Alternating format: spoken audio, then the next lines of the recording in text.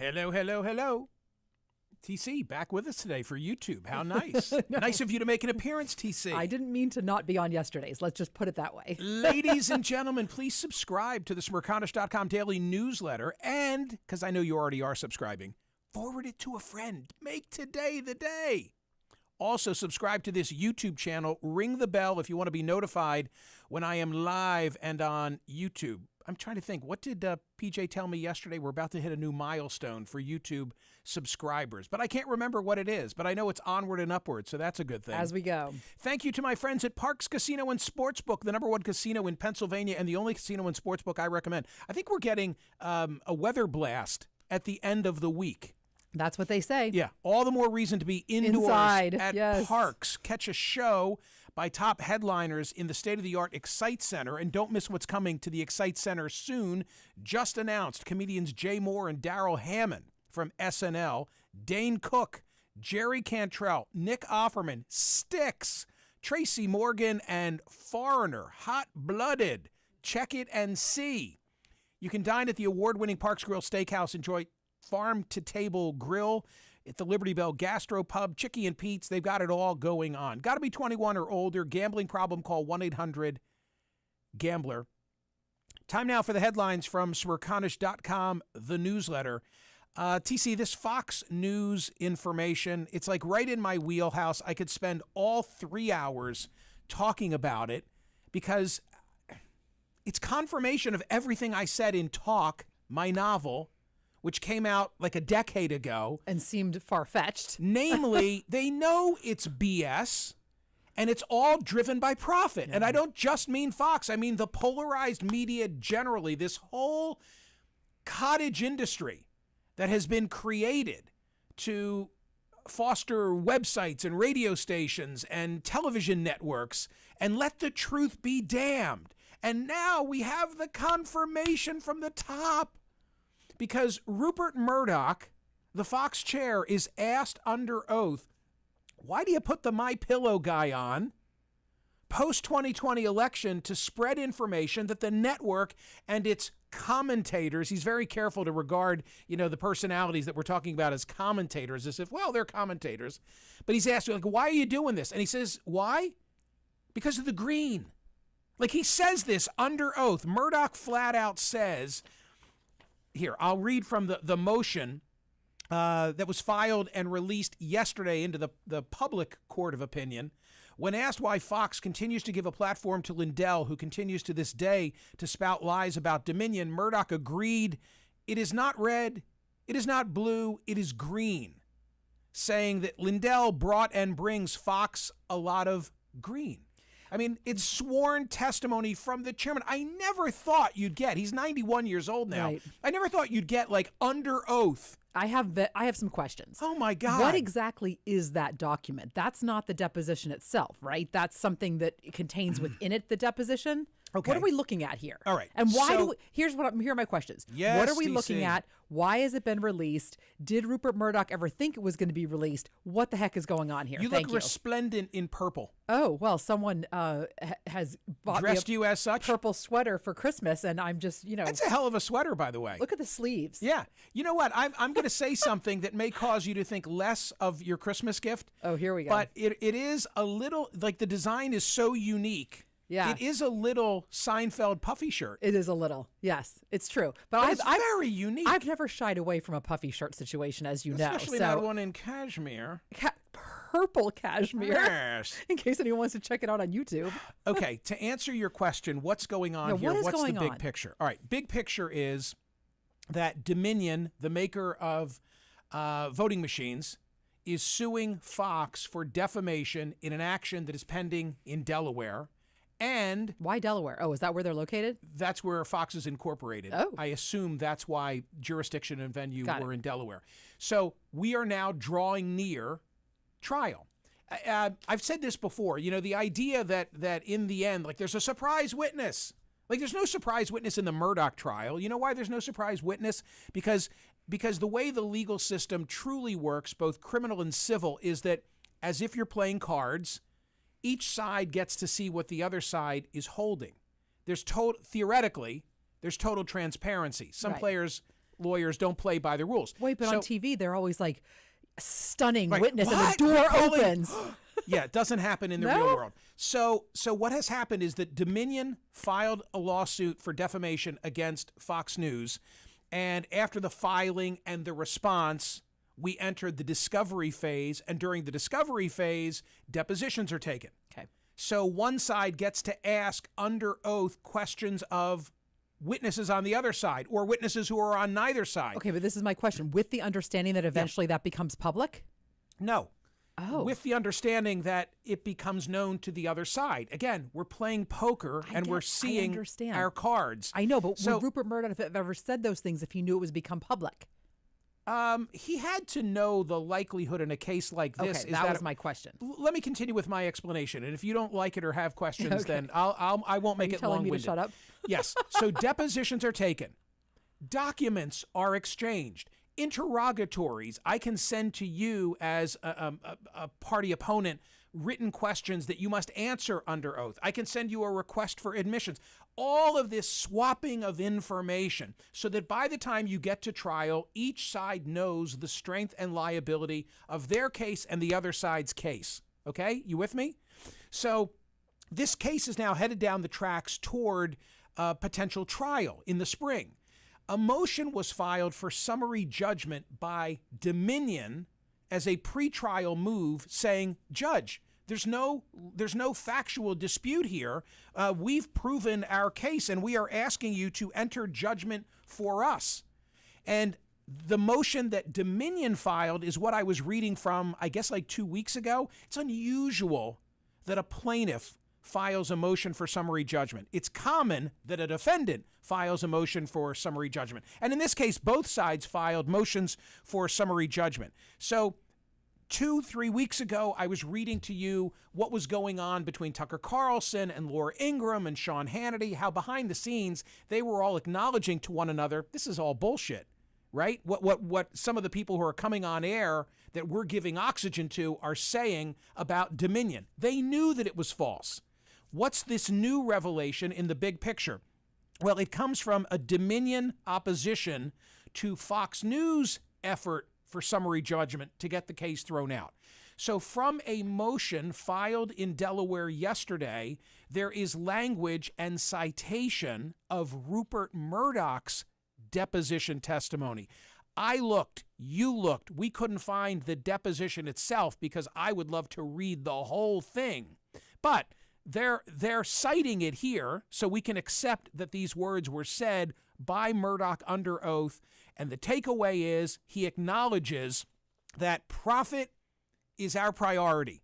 It's all about profit. The politics are secondary. And we put Lindell on the air, even though he was spewing bullshit, because it's all about the green, as he said. Yeah. It's amazing. TC, I don't know if this case gets tried. I don't know if the case gets resolved. I mean, because remember this, all of these things that have been said pre-trial, you could see on the witness stand. Yeah. You could see Rupert Murdoch when you take a deposition, it is a precursor to, if there is a trial, putting a person on the stand. Oh my. So you could have Rupert Murdoch under oath in a public courtroom being grilled on what he's already said in this regard. 2 cable stations would cover that wall to wall. Okay, so now you're getting to the real rub of the matter, which is this is stunning information. They knew what they were giving their audience was totally bogus, but their audience doesn't know because their audience only watches them. Would they even care? You need to change the channel. But would they even care? Would they care, or would they just say, well, they would excuse it? Right. It's not as bad as Pelosi and Schumer. Right. Yeah. No, I think it would be a whole thing of whataboutism and that would just not at all. What are you reaching for? I got to tell you, I'm so damn proud of this book. I know you are. I'm so proud of Talk. I had it right. I wrote it as a work of fiction, but I couldn't even have envisioned that the chairman, of some of my fictitious media outfits that I created in Talk, by the way, still for sale on the Smerch merch page, quite a bargain, signed copies. But I could never have imagined that it would all go this way. No. Never. And I was told by some in Hollywood that the book was too fantastical. Right, and here What? we are. Are you kidding? Yeah. I didn't dream big enough dreams. No. So it's an amazing story. Yeah. It is really an amazing. I'm just interested in what happens next. Well, That's what next I'm could be a trial. When is that decided? How is that decided? Okay, so the motions that I just made reference to Right. are sort of the final step before you get to trial. Each side, in this case, files a motion trying to knock out the other side so there isn't a trial. And if they settle, then that's If they settle, then it all goes away and that's it. interesting. And by the way, That'd be a big nut. By the way, this story I can't help but couch with a story that we linked to at Smerconish.com from the Daily Mail today. And I know nothing because I'm like the 10th man on the totem pole. And yet, all I know is what I read in the paper. And yet you were in the article. And what I read in the paper is that CNN is not going to put a, quote, name or primary host at 9 p.m., but instead they're going to just have town halls and one-on-one interviews and news, not names. News, not names. So says the Daily Mail. Yeah, that is what they say. I read the whole article. It mentioned that you were one of the fillers. And by the way, I have to say, my recollection is, and I pulled this up to remind myself, that when you did sit in for Chris Cuomo in December of 21, Yeah. you held the ratings. I did. Yeah. I'm looking mean, at this. This is okay. December 8th, 2021, cable news ratings for Tuesday, December 7th. Sean Hannity dominates. No surprise there. Always. But Smerconish maintains viewers in Chris Cuomo's old time slot. True. Yeah, I held those numbers, and his numbers were the number one numbers on the network. There's no factual dispute about that. Michael Smerconish And by the way, filling in. that hasn't been done since. Secured 659,000 total viewers, 176 in the demo. Ensured Smerconish placed third in the CNN roster in total viewers and second in the demo. No one wants to hear that except me. But that's kind of interesting, isn't it? News, not names. Very. Maybe my name is too long. Ladies and gentlemen, more from Smerconish.com, the daily newsletter. Poll result yesterday, 19,379 votes were cast. Should newspapers drop the Dilbert cartoon? How about the margin? It was 51.69 to 48.31. I mean, I think we all agree that Scott Adams' comments were indefensible, but I think this audience showed a little bit of nuance here that if there's a separate issue as to whether he gets fired, whether he gets dropped in terms of Dilbert. And we had that conversation yesterday, and it was really worthwhile. Today, where do you think COVID originated? Lab leak or wet market? And you know that the Energy Department says that they suspect it was a lab leak. This, of course, was poo-pooed in the media for a long, long time. You've got a lot of conservative media outlets now saying, we told you so. In fact, there's a story that I appended to. It's an editorial at Fox News today where they say, hey, guess which ones were wearing the tinfoil hats? It wasn't us. And you know, TC, as we're about to enter the month of March, it occurs to me that, and I've said this to you already, and I've said this to the audience, but there are some big questions that we still don't know the answer to. Most importantly, like, where the hell did it begin? Sure. Like, where did it come from? Right. We also don't know, I think, entirely about the efficacy of the vaccines. There are some, long-term questions that we still don't know. By the way, are we supposed to, haven't gotten one in a while? I don't know. Where are we in that? I know my card is full. I'd have no more room on my... No, my dance card's full too, but I think we're supposed to get boosters or something. I got a flu shot this year. Did you get a flu shot? I got a flu shot and my booster on the same day. Right. Yep. One in each arm. And then my puffy shirt. There's something else that I linked to today is an editorial from the Wall Street Journal talking about the Lancet, which is the British, it's like the British version of the Journal of the American Medical, JAMA. It's their version, talking about herd immunity. Mm-hmm. And it brings back to mind, the Great Barrington Declaration. Do you remember when I would have that? Yes. Yeah. Do you remember when I would have like Jay Bhattacharya from Stanford on? People would go batshit, like, whoa. Yeah. I think they still are oh my gosh. And then the other doctor from Stanford who ended up being in the Trump administration. Oh yeah. Oh my gosh, I'm embarrassed. I have a mental block. I can't think of his name. Who am I thinking? Scott. You're going to come up with it. Yep. Keep talking. Anyway, the point is, I I was always interested. Atlas. Scott Atlas. I got yes. you. Whew. I was always interested in having those conversations, right? Yes, I mean, you were. I remember. The Brits initially under Boris Johnson contemplated going in a herd immunity direction, like, hey, let it spread, and some people are going to die, but the greater of society will be safer for a long term. And it was like heresy for me to have those guests on CNN. Do you remember what that was like? Oh, yes, I do. I absolutely do. Well, I'm glad you know that why? I did. Because I followed the social media. I'm glad that I did. I'm glad that I did. Also at Smerconish.com today, Roger Waters canceled in Frankfurt. I saw he was that. going to perform in the spring. I didn't know he was I still on thought the it was road. going to be your fault, but then it wasn't your fault. Oh, it's not? No, I don't think it was. It's his own fault. Listen to this. They canceled the show by Roger Waters. The city cited Waters, one of the world's most widely known anti-Semites. That was quite a line, wasn't it? Well, it gets more curious. Citing his support for the anti-Israel BDS movement, anti-Semitic imagery during his shows, and talks with the Hamas terror group's media. Those are all things cited by the town fathers in Frankfurt as to why they won't let him perform in a municipal auditorium. Okay.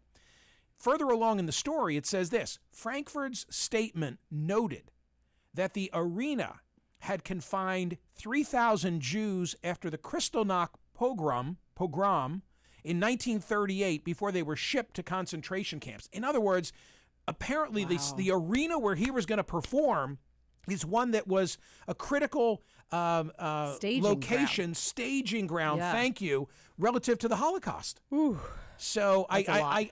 I get their reluctance to give him the keys to that particular facility.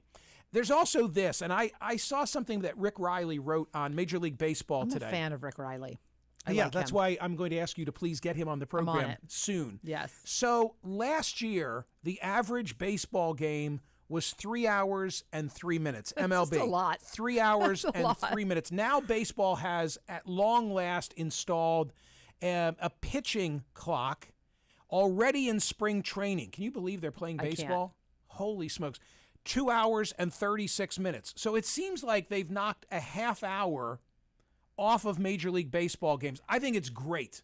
I think like 3 hours asks too much. Frankly, I think that 2 hours would be a great length for a game. I know the purists who are out there, they don't like any of this, but I think it's a step in the right direction. So pitchers have to begin their deliveries within 15 seconds when the bases are empty and within 20 seconds when one of the bases are occupied. As well, the batter must be in the box and alert, as in eyes on, the pitcher with at least 8 seconds remaining on the pitch clock. Pitchers who violate will be charged a ball, and batters who run a foul will be docked a strike. Evidently, it was a bit chaotic. Move it along. Getting used to the rules. Oh, I'm sure. Well, but you know, you think about it. I mean, we've got a play.